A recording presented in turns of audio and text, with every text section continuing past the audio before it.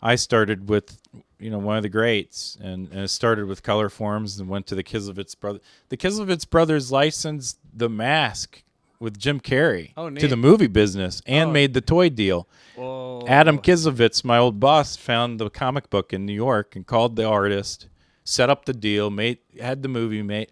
Yeah, it's like this had the guy's movie made to sell the mask? to sell the toys. What? Yeah, it was an incredible deal. Those guys were my mentors out of college. They were marketing geniuses. I learned a lot from them, and that's one thing. Okay, Those let me guys. get this straight. So they found a comic book called The Mask in New York or whatever, and they called up a movie producer and like, get this movie made so we can make these toys to sell these action figures for this. Well, he sold it around, and he'll admit to you that he couldn't have done it like years before or years after. It was at the right time. Yeah, he got the movie made. Was really Jim popular. Right Carrey. It was a smash hit. It was a hoot, and the toys did pretty good too. Welcome to the Spencer Covey Show. Thanks for tuning in. Please like and subscribe to the show. If you are interested in any of our innovation and creativity workshops or materials, please head over to spencercovey.com or patreon.com/spencercovey. And now please enjoy this episode with Jon Vanderbeek, owner of Sweet Spot Studios in Saugatuck, Michigan.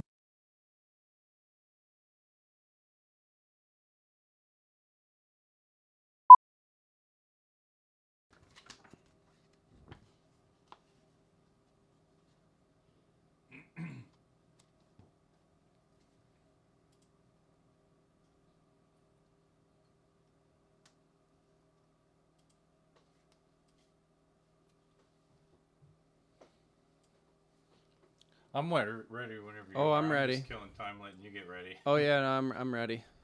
Okay, cool. Oh, Bang Zoom does a lot of stuff in infants, huh? Oh, they do a lot of stuff everywhere. Like Bang Zoom, man. They're prolific, man. Big Monster Toys. Yeah, that's the guys that invented Crisscross Crash. Oh wow. They're big time. Rosenwinkel, Breslow, Morrison, Terzani, and Associates. That's a cool name. Yeah, BMT used to be called, and now it's Big Monster Toys. And it used to be that's the Breslow. Same company? Yeah, BMT, like the...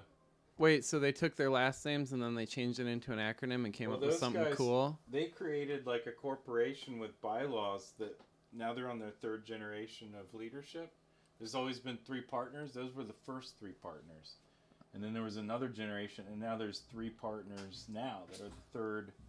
They did it. They give them like a 10-year spin on the business to make money, and then yeah, it's kind of interesting. That's cool. I've never heard of a company that I've heard of that does this that has a. So is Bang Zoom Design somebody with the first name B and another person with Z? Bang Zoom is. They based that off an old TV show that quoted Bang Zoom to the moon. Oh, okay. Yeah, 2 guys in Cincinnati started that, and they were my mentors. Neat. How to build models, Wow. Yeah, those guys, Bang Zoom, they're probably the most powerful invention group right now. So, IDEO's deep into Barbie, it looks like. IDEO's doing great. They have a new Connect 4 item too with Hasbro. Oh, neat. It's a Connect 4 spin, or I forgot what it's called, but it has like these towers of where you do Connect 4, but then you can spin it, and it goes like that, and it changes the game. I wonder if I should move the mic. So it's kind of more natural for you to sit here at the table, isn't it? Yeah. Why don't we? Or I could just move. Wait, is that better? Wait. Is that better? Okay. Much. How's mine? Wait. Yeah, that's good. What about this? That's fine too.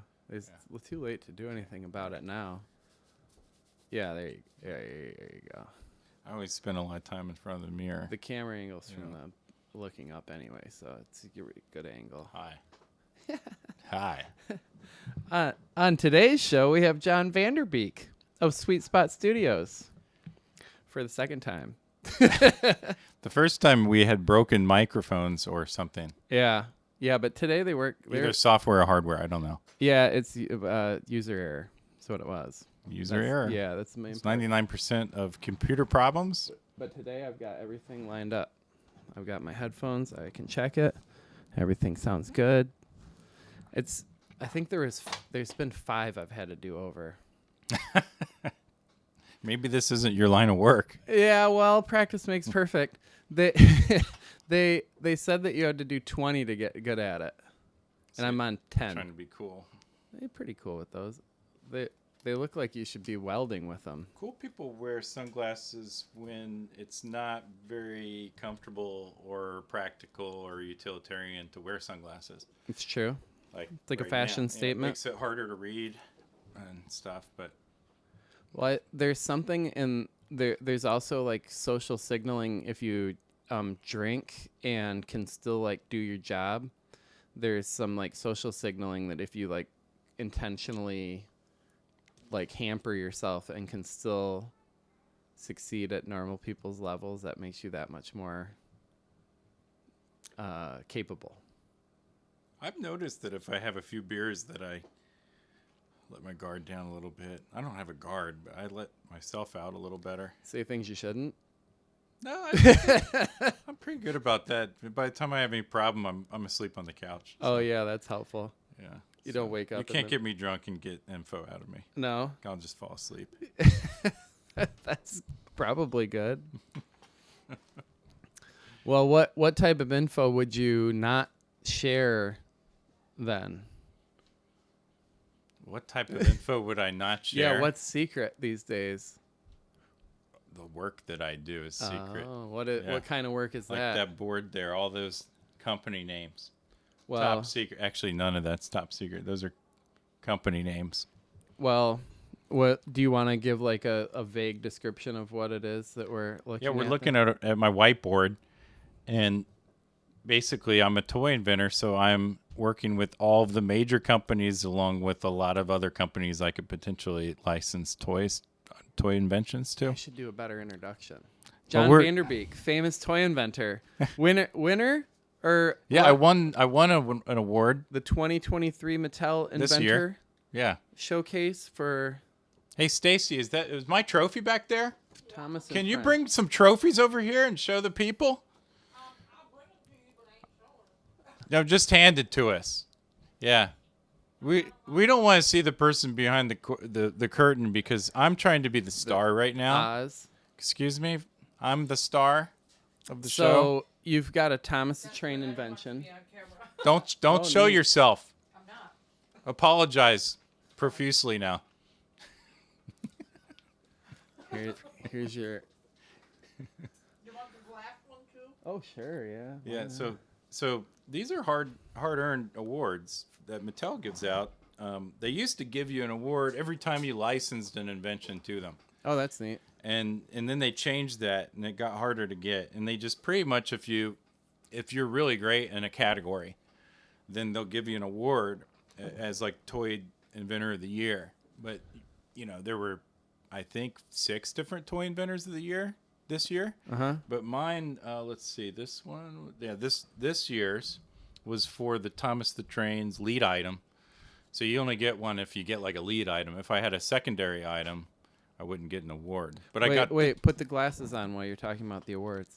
Yeah, there you go. Yeah, so and you got to talk a little cooler. Yeah. So it wasn't any big deal. I mean, it was really pretty easy. Like I got this a few years before that for also Thomas the Train. Yeah. And this was not lead items, but I had a couple items, and so they gave me an award for. This one says Toy of the Year.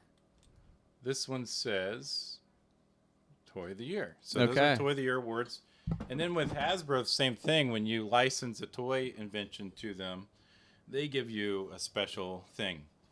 And so this is something I get from them. So the top companies like Hasbro, Mattel, Fisher-Price, they do a lot of formalities. They have an award ceremony like the Obbies or the Emmys. What's the Obbies? The Emmys, the you know, like in the movies. They VMAs. yeah, so they actually put on quite a presentation when they gave me these. It was fun. You're in London, right? No, that's another. So I was nominated for 2 awards for the Thomas the Train Loop Track this year, and I flew to London. I did a speech, so I got stuff for free. That was my trade. They said, "Hey, would you talk about what it's like to grow a small business? In our case, a husband and wife team that doesn't have a big staff. What it's like to grow a small business into survival mode first, because you just have to learn how to survive, and then to thrive." And I did a speech out there, and then I almost won, but my friend won. That's cool. Yeah. Keep it in the family. Yeah, so somebody else won that, and then there was an award after that was in Chicago a couple months later called the Taggies, and I had another friend, the Bang Zoom guys actually won that one, and but it was great to be shoulder to shoulder with these guys. I mean, Bang Zoom and BMT and all these big IDEO, all these companies are always pitching their inventions to Mattel and Hasbro and Moose and Spin Master and Funrise and Tomy and all the big toy companies. They're always engaging with toy inventors. Basically, toy inventors are like, "Hey, I came up with this new jumping car. It jumps and does a flip." And you know, in this case, this was not a toy inventor item, but it's a really neat Hot Wheels vehicle that's feature based, which means it does something. You have like a mousetrap mechanism down here, and you roll it. And after like 5 feet, it just does a flip. But you could turn the mousetrap mechanism so it does a flip sideways, or it could do it backwards. And that's the kind of stuff we do. Even though an in-house toy designer at Mattel did this, these are the types of things they license from toy inventors. Okay. Something that does something that they didn't think of that fits in a slot. So you have to constantly be thinking of improvements to either existing or new items. Yeah, what we're trying to do is create new businesses, and an improvement on an item can be something to do, but mostly we're trying to come up with like a new business. So, you know what, like for example, like Hot Wheels would want to do like a new track that does a new stunt with a new nemesis, like some kind of shark or some kind of T-Rex. Mm-hmm. And so we could come in there, and if we had the right nemesis track with the super cool transforming whatever, and it answered what they were kind of hoping for and didn't know what they wanted, then we could have a chance to get a royalty item in there. So you've got to perceive what the need is in the bigger companies. Yeah, as a toy inventor, I'm inventing up features like this all the time, and I'm trying to figure out where they go. So if I did invent this, then I would say when Hot Wheels said no, because even if Hot Wheels did this and it was their item, but if I was an inventor that tried to sell it to them, they might have rejected me for it. You know? Yeah, right. They also would reject themselves on it. Like they might not want this position, this $14.99 thing. And you could have the coolest invention in the world, and it won't matter, you know. And so we're just always making stuff like this and say, well, if it doesn't work for Hot Wheels, well, does it work for Paw Patrol? Does it work for Imagine X, Jurassic World? Does it work for Marvel? Does it work for DC, like Batman? Does it work for Justice League? Does it work for Wonder Woman? You know, like how can we get this cool stunt sold in somewhere where it belongs? And so we're doing that a lot. And we're also trying to come up with our own stuff that doesn't fit in their brand, but can be its own brand. Okay. And you see items out on the market, like Hatchimals was an inventor item, and it was a whole line of stuff, that plastic where the thing hatches out of the egg and breaks the egg away. Yeah. It was a huge item, and you know, so that's a whole business that didn't exist before. And if you're lucky enough, if you do was I too far away from the mic? I think you're Should I be over here? Fifth. Yeah, if you're lucky enough as an inventor, you could be part of a big brand. But it's hard to do just like smaller items, because I spend $10,000 worth on of my time and my money on a prototype, and if I have to make 10 of them to sell one, and I have 10,000 in each one, if I'm not shooting for a big opportunity that can be $10 million for Mattel, or 20 million or 30 million or maybe 200 million, they don't care either. And then it also doesn't really pay me back for all the other stuff, because not everything sells. Most of the stuff doesn't sell. So we're shooting for these top positions with major companies. We end up with stuff, that's not major brand stuff too, though. Like Stacy and I have this plush item coming out that's I can't really talk about right yet, but it's coming out this fall, or in 23 fall. Is that 23 fall that's coming out? Yeah. So, and Walmart picked it up. It's a Walmart exclusive, and it's with a smaller company. It's with a company called Funrise, and Funrise does like they're going to be doing Teenage Mutant Ninja Turtle like RC cars and stuff. Oh, neat. And they do Bubble, like Gazillion Bubbles, if you've heard of that brand. It's like they own Bubbles. Okay. So if you had a bubble invention, you'd go to Funrise. Well, we had this invention. We tried to sell it to everybody, and they were actually sorry, Funrise, but you were like the last person on the list. And but just the volume, like we do a lot of business with Mattel and Hasbro and the top groups like Spin Master and Moose. And so naturally, we didn't do a lot with Funrise. So they were like the fifth person to see it. And then we just hit it off with them, and they added to it, we added to it, and turned it into something that's coming out next year. All right. But even though I'm shooting for a monster truck, and I ended up with a plush line, so we try to keep focus, try to keep in certain categories. Yeah. The categories are usually feature based. What does it do? So Mechanisms. yeah, like this. Here's a cool. I surround myself with just cool fidgets. Fidgets are popular now. My kids think I think I'm the only dad my kids have that actually have their own fidget collection too. Yeah. And I've traded with the kids because that's what they do. But I collect these things. They inspire me. I mean, stuff that you know of. I solved this. Well, don't go the messing way it up. you solve it is you just pop that off and you take it apart and put it back together. Right, yeah. So I'm really Peel good the at stickers off. It looks like there's some peeled stickers. I love there. like little, I love geometry. I love mechanisms. And so what I try to do is just like, this was something new. I want to come up with something new. Koosh might seem just like somebody took a bunch of rubber bands and put them in a ball. Like just worked well though, didn't it? Well, here's the thing. It can be underappreciated what really went into this. It was actually an ergonomic scientist that invented the Koosh ball as something that a child could grab easily when thrown. Because look at what happens. Oh, right. It goes in between your fingers, and a little kid can catch this easier than any other ball. And that's why they invented it. It wasn't because it's just this fun rubber band ball. There's science behind that. And a real genius, built this brand that seems kind of easy to a novice. You look at toy lines, you're like, how'd that ever happen? It's like, and it's usually by some really smart cookies. Like this is Hoberman. That guy invented the Hoberman sphere. I mean, he's a scientist. He does math. That's not what I don't do this kind of inventing. I'm not a math guy. I'm a more of a what you'd call a tinkerer. Where I'm developing toy ideas. Like my friend we were just talking about BMT. They started as 3 last names: Breslow. What is it? Got it right here. Terzan and sorry guys, That's all right. I didn't ever know these guys. They were kind of before my time. And anyway, but they invented this action Breslow, figure. Morrison, Terzan. Yeah, Rosenwinkel. BMT. Yeah, and then BMT. when they're on their 3rd generation of 3 owners of the company. No, it's and big. now they're called Big Monster Toys. That's great. Yeah, it's funny. It changed. But they invented this. There's a guy that works there that just cranks out really cool inventions, just hand makes models.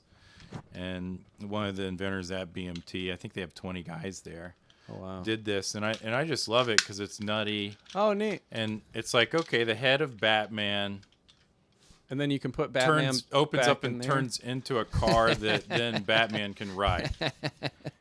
And What's it the also siren do? and it shoots little shoots things, discs. little discs. It's just like I think it was just $14.99, or it was cheap, and it comes with this little stand so it can stand up well.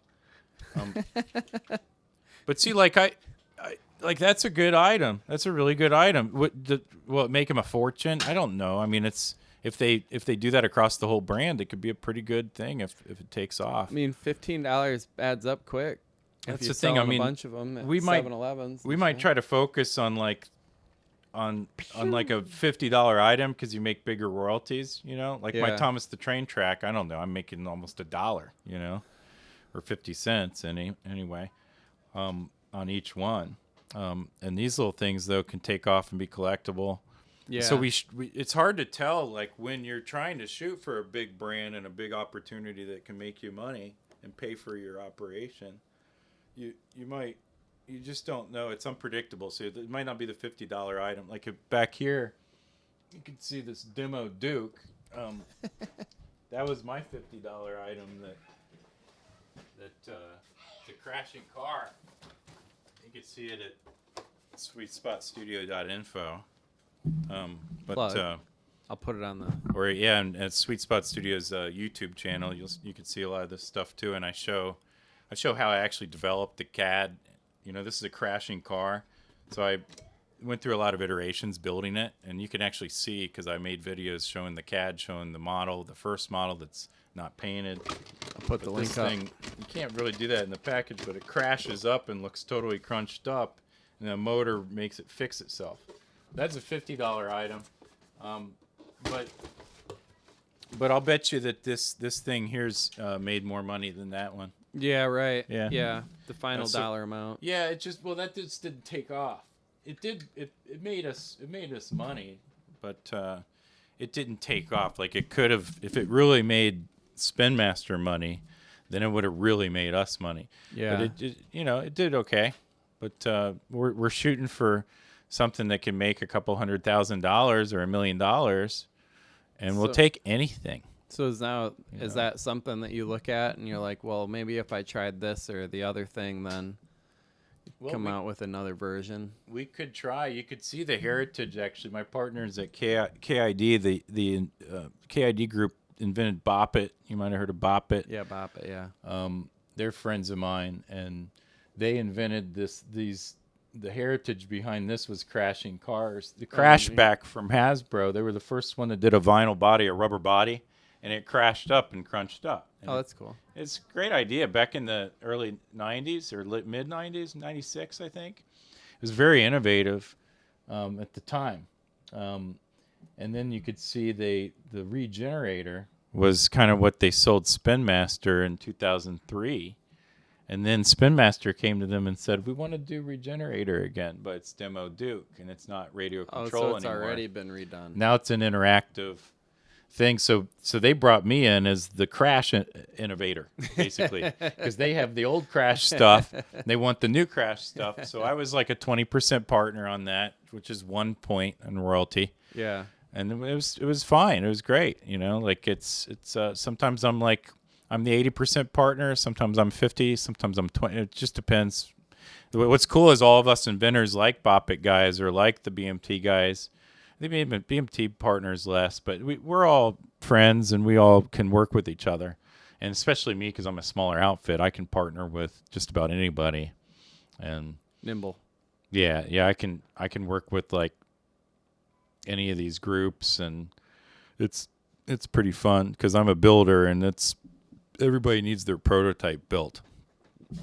So, yeah, especially now you've got quite the 3D printing lab. Yeah, I love. Ever since I was a kid, I just love to make stuff. Yeah. So that's why I'm here in my basement here. With my machine shop, I have the CNC mill in there that cuts within 6/10,000ths of an inch accurate. It's super badass Wisconsin, USA made device. Most of my 3D printers are made in America too. The Stratasys. Okay. Very good, well-made tools, and I've always loved machines and tools, making stuff. So so this will be, as long as my next couple months of planning go well, this will be my last few months here in my basement. Yeah, moving on up. Yeah, we've got a building that we're working on. and then I'll have that dream shop where I have like, the wood shop, and I have a place where I can weld, and I have a place where I can like fabricate, and Yeah. proper printing lab, and I have all the printing. I don't have to buy printers and machines really. I only just need the space. So You're gonna have Santa's workshop right here in Michigan. yeah, it's gonna be fun, and The elves are gonna come. I'm really excited about that next step, and also kind of nervous, but it's once we're there, we're going to be able to do more of what we do. What's it been like moving from New York to Saugatuck for your business? Oh, it's funny when we started the business 17 years ago, or in 2006. Sorry, I don't do math too well. I don't know when that was. 16 years ago. Okay. Yeah. Sarah quit her job first. She was working at Rustberry. They do giftware. People know them for their teddy bears and stuff. And then I was working at a toy inventing company that was a competitor of Bang Zoom and BMT and all these guys, who they came from the Color Forms. That was a big company that created this brand called Color Forms. They're like books. Basically, they had removable stickers. Oh yeah, you could like build the book up with the stickers. Yeah, it's got like vinyl stickers. Yeah, those are fun. That's called Color Forms. Harry Kislevitz was the guy who started that, and he had 5 sons, and 3 of them were my bosses. Yeah, and they had this company called the OB, and that's where I started. It's where I sold my first Tyco RC Whiplash that went on TV, had commercials, made $30 million for Mattel, and my old bosses made $1 million. I got to keep my job. Yeah, neat. And What a deal. Yeah, so I was there 6 years, and Sarah was at Rustberry for like 5 some years, and then we basically, make a long story short, we quit and we started our own thing.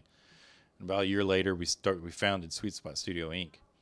And that was in the New York City Metro. And yeah, there were some benefits to being out there. At the time, Fisher Price was in New York City.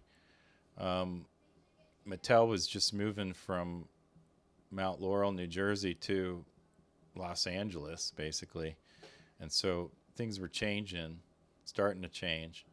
And so like after 6 years, we were like, we don't really need to be here. I mean, we're doing business in California. We're doing business in Canada. We're Decentralized a little bit. Yeah, let's just go anywhere because it's pretty expensive. We had a nice place with a view of Manhattan, up near, perched on the cliffs, looking down at the Hudson River. It was a really cool spot next to thousands of acres of preserve that Rockefeller preserved back 100 some years ago. That just goes along the whole western part of Hudson River. Wow. And I could walk there. That was my walk every day when Annika was born. I'd take her down there, and that's where we take the boat. They had the boat ramp down there under the George Washington Bridge, and it was a super cool place. And I'd take the ferry to New York City for meetings. But yeah, what was it like to leave there? We wanted to find some place like a cool, quaint lakeside town in the Great Lakes to get back to the Midwest where we're from. And we knew we wanted a small town, and we wanted some art scene. I mean, it's kind of funny because if you saw our checklist back then, it kind of Saugatuck just fit it. Yeah. And we just kind of found it by accident. Bing, too. bang, boom, boom, boom. It was 1,000 places to visit before you die book, like a bathroom book. Sarah found, hey, Saugatuck, isn't that place your dad used to go party at his cousin's and this Winter Wonderland place? And I was like, Dad, where's that Saugatuck? And who's that cousin of yours? And I called Al up, his cousin, Al Vanderbeek, on Lake Gosthorne. And I was like, hey, can I come check out Saugatuck? And he said, yeah, stay at my place.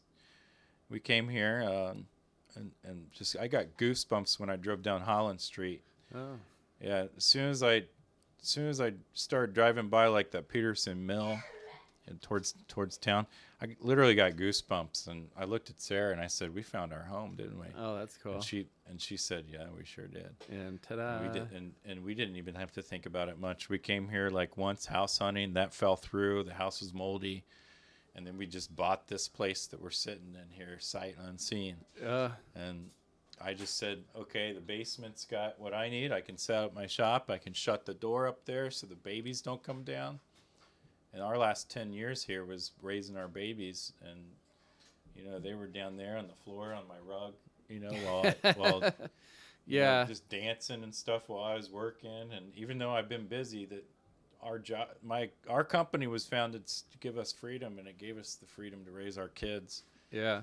And now I'm moving, and it's hard. It's a heartache to move. You know, with growth you have death. Like my babies, when I see an old video of them dancing, that person's not here anymore. Yeah, I right. cry. Uh, You know, you cry as a parent seeing Yeah. your kid thinking about they used to be this little baby and now they're not, and same here. This is special, and I'm going to leave it, and it's going to be different, and so that's going to be interesting. But I think I have control over it in that, control. There's yeah, no take control. Take it back. Nobody has It'll be control. while you slept. Control is all just your mind plays tricks on you that make DNA is in control. Yeah. You know. But anyway, what I mean by that is I'm still keeping it simple. My new job is 5-minute drive, not too bad. Yeah, right. And I'm telling the kids they can just take the interurban after school on Wednesdays or something and come out and go to Dad's place and set off some fireworks and set some stuff on fire. Great idea. Before you go to your neighborhood house. Yeah. Because it's Do you going to ever- be Freedomville over at the new studio. Do you ever make them their own toys for them to prototype and they play with to see if they like first before you bring them to? I haven't had to customer? because they build so much stuff. They're prolific. All 3 of my girls are prolific builders, as you've seen. Yeah, right. They're constantly building Have any stuff. of their ideas gotten commercialized though? No, they've just helped. They were in the videos of my Thomas the Train stuff Yeah. that I got this for. I mean, they helped me sell them because I tested it with them, and they were in the videos that helped sell them. Yeah. You know, showing 3 little girls playing with these toys and screaming when the stunt happens. And It helps, right? yeah, they were Especially if part of the it's genuine. process. Yeah. Yeah. I mean, so it was but they're all making their own stuff, and they have a special opportunity where they can there's things I know about where they can get into these kid inventor programs and stuff. Oh, neat.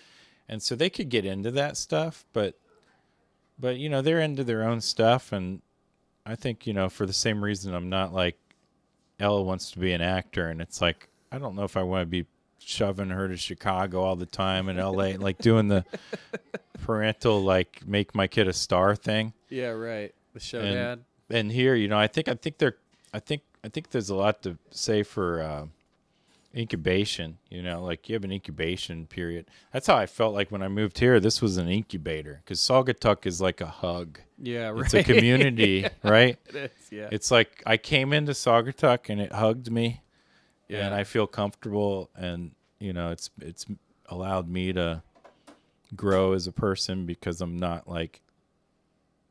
you know, all stressed and stuff. Yeah. It's easy living out here. Yeah, and I the can do honk, there's no riskier stuff. honking. Yeah, There's no sirens, there's no honking, there's no I came here, helicopters. Yeah. Rarely. There was, it was crazy living in. I mean, we had a nice spot in New Jersey, looking over at New York. But there's helicopters. There's the city feels like when you're across the river from it, it feels like an engine running. Yeah. A very big ship engine. Yeah. It's always it's just vibrating. Always going. Just intense. Yeah. Yeah. In the middle of the night, 3 a.m, doesn't matter. It's just intense. But it's really good to be away from that, actually. But I love it at the same time. But I'm done with cities in general. If I did another city, it'd probably be New York again. But I'm kind of done with cities. I like rural living, and I'm living the city. I'm living a very cosmopolitan version of country life. And Yeah. Saugatuck. We're in a neighborhood, half-acre lots. We've got neighbors, and it's kind of a good balance of, you know, you live out in the country. You got 80 acres over there, and Yeah. you know, I've got a half acre. We're all kind of country people, really, even the ones in the town here. But yeah, so I love it here, man. It's a good place to have my Place to raise a business. Family, yeah.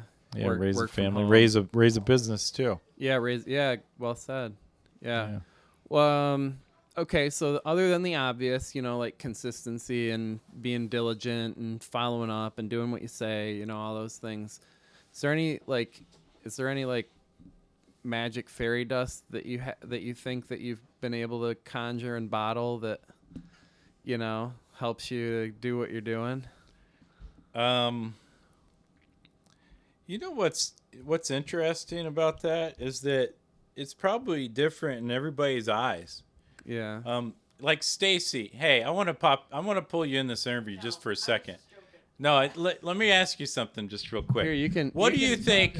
What's the one thing? What's the one thing that's like my magic fairy dust? Everybody has their power alley, and I could tell you what hers is. She's a workhorse. She gets behind it. She gets her done, and she's got talent and attention to detail. But what do you think? He asked me like, what's my magic fairy dust? And my answer is it's going to be different in everybody's eyes. Like there's something that I'm good at. Don't tell them all the other stuff that I'm not good at. No, be straight. Did you see the twinkle? Yeah. Be serious. Oh, Make me look good. No, but there's like something. Like I think it's probably about how I work with people. I have to say, I think that your connection with people is amazing. I mean, you're always talking with somebody on the phone, hashing some deal out or, but you get people going and you just have their attention. And I think it makes good rapport and, you make a lot of friends and that really helps in the business too. But he's a salesman. You got to look out. Wheeling and dealing. Yeah. It's actually I really do. I love people and talent, and that's why I like working with Stacy and all these other inventors that are like Mike out in Connecticut. I am. I've been watching. I've got Phil out in New York, Mike in Connecticut. I've got my guys like Alex over in Chicago. I've got a lot of people around me that are very talented, and I give them a lot of support, and I want us all to succeed together. And I don't have a traditional business model that wants to hire and own people. Stacy and I, she gets as much freelance type work as I can get her, and then she's also partnering into our inventions together. And we just showed Gund a new plush idea that they like, and we have a shot on goal. And that's all you can hope for, man, is, and like that plush thing with Funrise, we're partners on, and that, so for me, it's like other inventors, don't do it like that. They'd rather just pay and not partner in.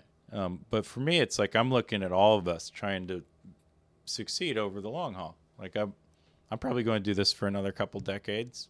Yeah, just the few years I've worked with Jon has been steadily increasing work and money, and who doesn't like that? And I love toys. I'm big kid myself, so it's just the perfect atmosphere for us misfits. Yeah, misfits. Yeah, misfits. That's yeah. Stacy's a hoot to work with, actually. But yeah, it's fun. My business has always been not really being, not ever having employees. Like I just always use freelancers and found people that are really good at stuff. And I don't hire. People have misinterpreted me as a hire out type guy. Oh, he hires out stuff, and I've heard people say that kind of stuff, and I'm like, no, I'm building teams. I love people. And I put a team together that's better than I can do myself and better than they can do, apparently. So when it comes to building a team and you're dealing with really tight tolerances, like where can you just fill in the gaps there? I feel like for myself and for others, it'd be challenging to work with a dispersed team on tight tolerances and what I assume are tight time frames too. Yeah, tight tolerances, unreal expectations on the delivery.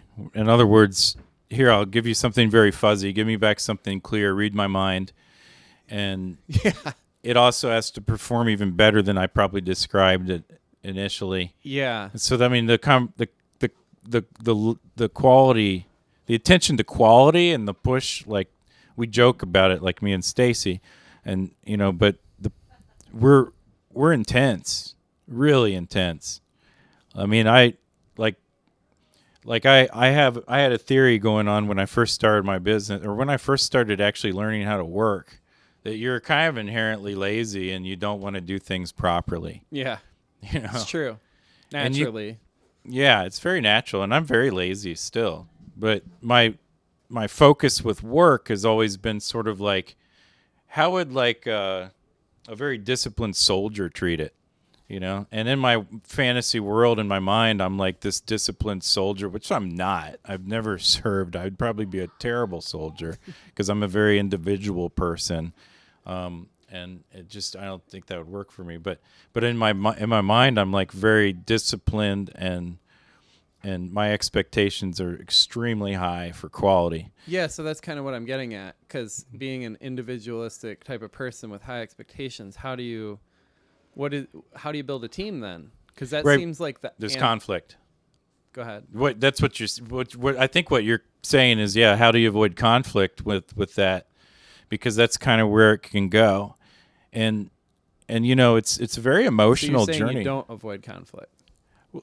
No, I avoid conflict, but conflict can happen with that sort of setup and expectation, and it happens constantly in my mind.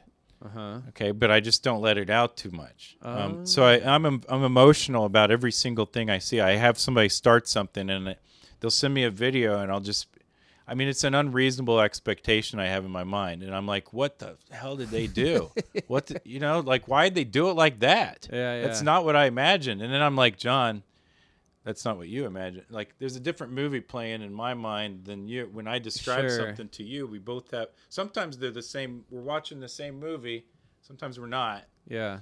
But what I've learned over the years is that over half the time, roughly, their thing that they deviated on from what I imagined brought something special to the table that I didn't think of. And even if it wasn't more than half, there's something valuable to that. There's something valuable to patience and understanding, and basically shut your mouth. Like, don't say what you think, because it's not realistic. I think the first, like when you're working with somebody and you let them go on something, and then you get back what they've been doing. There's all these insights from this board of all these people I'm working with. Like, there's so many things going on in my head for why it mechanically isn't delivering in an innovative level, or why on the marketing side it's not going to be perceived as sellable, or why on the cultural side it's not aligning with a trend, or what, there's so many puzzle pieces to put together on one good development or an invention that so ultimately I'm just I've taught myself how to handle all my emotions when I'm handling the projects, and I give people I believe, in my mind and heart, I believe I give everybody I work with a deep amount of respect. I think there's a lot of people out there that work hiring people that see it as a favor to the person being hired. I see it the opposite, and I believe that that's very rare. I see it as a great privilege if I hire you and you give me your time. Like, I thank Stacy all the time. I pay her too. I bribe these guys. I'm like, hey, man, can you work over the weekend? I'll pay you more, or whatever it is. But I deeply respect these people, and so I guess if that makes any sense. Yeah, it does. Yeah. I think that that is the challenge, and also the fun of it is finding the people that you want to work with, and finding people that you respect, and that when they do something that's different, a lot of times it's a good surprise. I found a few people like that along the way. It's nice. They disperse though a lot of the times, especially if it's not a full-time team. A lot of the times really good people that are on their own will go off and do their own projects, so you got to constantly. That's a good point that you make, where when you're not hiring somebody, you're owning them. I mean, there is just a perception of owning somebody when you hire somebody, because they're still going to shop around and maybe get taken. Yeah, but and then all your training. There's a lot of more paperwork. But most people can't really make it work. What I've done, like with freelancers, and I mean, I've got 2 guys I've worked with for 2 decades. Yeah, that's a long time. That's a long time. Like before I even went on my own. You kind of settle into it at some. Well, at a we certain just point. work together. They're there for me. Yeah. And I've got people that have been there for me for many years, and then other people that had to throw in the towel. Yeah. I had an electronics engineer throw in the towel last year. It's just too much work, man. Too hard. Too difficult of a business to have stability for a family. For some people. Yeah. I've developed stability for a family in my business by having a great network of people that can handle the business that I'm bringing in. And you have a really interesting business in the sense that you're providing a service to build products, which is like the two different. I mean, that's your two main types of businesses. You got service, you got products. Oh, you're right. Yeah. And you're a service that provides products. And that's then very interesting. And I'm also a resource to provide intellectual property. Yeah. Which is important for toy companies to have. So that's the two different types of business. They come to me when they want their invention built, and I build it. Yeah. So that's kind of the analogy is like, instead of mining for gold myself, I'm just selling the picks and the shovels. Yeah. But then I'm also mining, when they're not knocking on the door, and that's where you get this. You don't get this stuff doing freelance work, doing their, you don't get respect and recognition. Like, I've got books up there where I'm recognized as top 100 influencers in toys in the whole world, and things like that happen because I'm passionate and I make the stuff whether they're hiring me for it or not, Yeah. and I think that's the thing that I've really settled into believing is you have to enjoy the process for anything that you're doing. The end result, or at least it's taken me so long to figure that out. And I knew it from the beginning because I saw other mentors do it. Just do the work. Yeah, dude, the you money have will to enjoy come. it. Yeah, the money will come if you just do great work and you focus.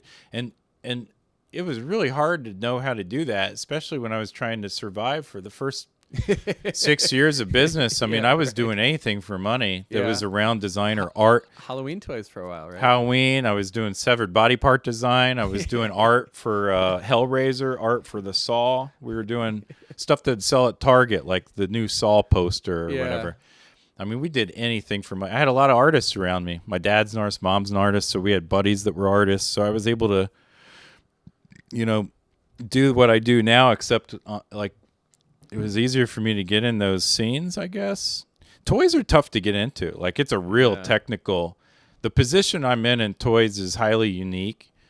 The kind of access, I can make a meeting with anybody in the whole business at any time and get feedback within a month. And even the inside inventors will tell you how hard it is just to get feedback, just to get a call back in 60 days or 90 days. And not that I have the magic dust on that. I definitely get pushed around all the time, but we're really lucky because we're seen as kind of a top, a smaller top company. Huh? He hit above your weight? No, she said that's magic dust. That's true. That's some of the magic dust too, is that, I started into this heritage of toy inventors are generational. Yeah. I would imagine so. It seems like a lot of the people. Well, all toy inventors, most of them started from another toy inventing group or something. Yeah. And I started with, one of the greats, and it started with Color Forms and went to the Kislevitz brothers. The Kislevitz brothers licensed The Mask with Jim Carrey to the movie business and made the toy deal. Whoa. Adam Kislevitz, my old boss, found the comic book in New York and called the artist, set up the deal, had the movie made. Yeah, it's like this guy's... Had the movie made to sell the mask? To sell the toys. What? Yeah, it was an incredible deal. Those guys were my mentors out of college. They were marketing geniuses. I learned a lot from them. And that's one thing. Okay, those let me guys... get this straight. So they found a comic book called The Mask in New York or whatever, and they called up a movie producer and get this movie made so we can make these toys to sell these action figures for this. Well, he sold it around. And he'll admit to you that he couldn't have done it years before or years after. It was at the right time. Yeah, he got the movie made. Comedy was really popular. Jim Carrey. It was a smash hit. It was a hoot, and the toys did pretty good too. But the fact he sold a movie, and those guys did a lot of really cool stuff. They started their. And it had a lot of special effects for its time. The Mask was one of them. I gotta check my clock here. because I have to leave here in 5 minutes. Yeah, in like That's all right. 5 minutes. We'll 2 more questions. Right on. I'll think of something good. Well, you think of something good. What did I forget to ask? Is there anything like? Sarah and I started the company. It's a family affair. Oh yes, this is right. Yeah, we're both industrial design graduates from University of Cincinnati, a school that has internships. Yeah, I remember you saying. Yeah. I mean, that's so important. Don't even Multiple waste your time or money. internships. Don't go to a school that you can't get internships. And if you do the school and they offer the ability to do internships, then you have to do them. How many did you do before you graduated? I had 6 jobs by the time I graduated. 3-month jobs. 6 right? stuff. Yeah. Now, it was 4 different jobs, actually, because I kept on coming back to Bang Zoom because it was fun. But either way. But I went out to New York, did furniture, did lighting design, did art, I did Pitney Bowes paper kind of postage machine design. It's a big corporate billion-dollar company type place. And then I did, where else did I do? I went to California and worked with a toy model making company that was like, I actually did that chicken run that's hanging up there. That was my first toy I ever sculpted. Oh, wow. And we sculpted it with wax back before we did digital sculpting. Wasn't that a claymation movie in itself? Yeah. Yeah. Yeah, we did all the toys over at the 3D ID, this company that was out in California. But anyway, I did that. So I learned how to do all this mold making stuff and model making over there. Learned All the in mechanism college. stuff. Yeah, in college, I was already learning all that. Yeah. And getting into the business. And like now, friends of mine that I graduated with, one's the VP of development at Hasbro. One's in charge of all games at Mattel. Brian Yu. Wow. Jared Wade at Hasbro. And, so it's so invaluable going to the right school.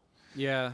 Like, because then we have this great network there's so many UC grads that are in the toy business too, and I'm very well networked and all that stuff, so it helps. There's Sarah. Maybe you guys can trade off. Sarah, do you want to say hi? Hi. To the camera? You want to say hi to the camera before I say bye?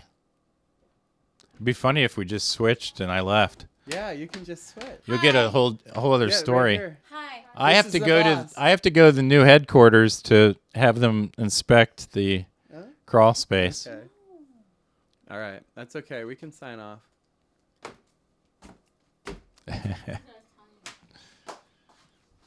But yeah, anyway,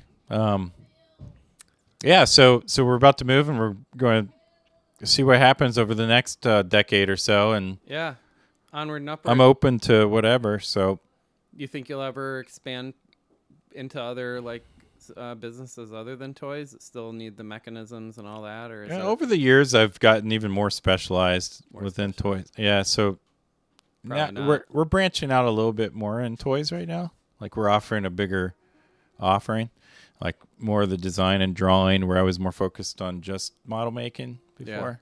Neat. And now so we're expanding within toys, but I think the specializing has worked well for me. I think the clients Sounds appreciate. like you're in a sweet spot. Hey. That you see why we came up with that name. But, yeah, it makes sense, and it's true to your name. They bring it up in every presentation that we ever go to. Like everybody's like, we just need to hit the sweet spot for Barbie. Wait, whoa. Hey. What? Anyway.